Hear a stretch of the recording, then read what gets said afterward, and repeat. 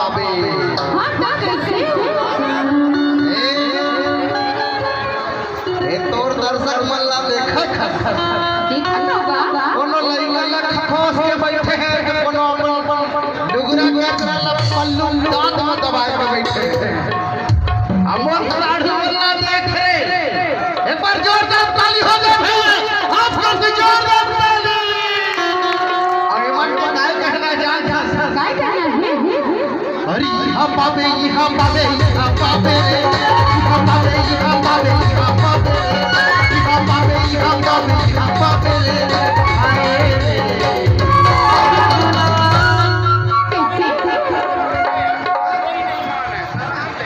देखा का हमार झाड़ू और भारी सारे करत है तू का बैठे और सरपंच महोदय है और सरपंच महोदय काय कहते जान पता ए टुरी काहे तय अपन लाइफ में अपना जिला प्रोग्राम करे होबे लेकिन यहाँ जैसे मजा नहीं पावे। ऐसे हमर सरपंच भैया के कहना है वो ये राजन ग्राम के बजारे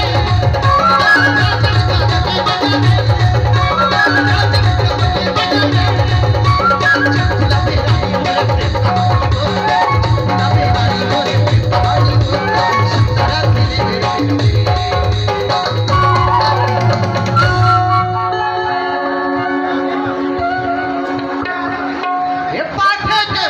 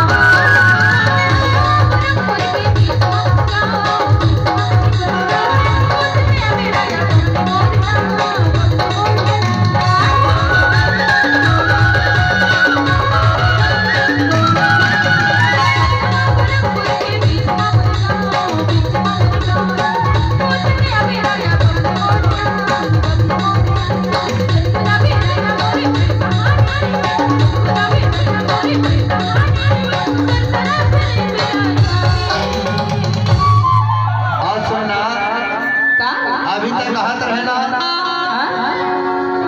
अब वर्षा के रानी मजा रानी रे।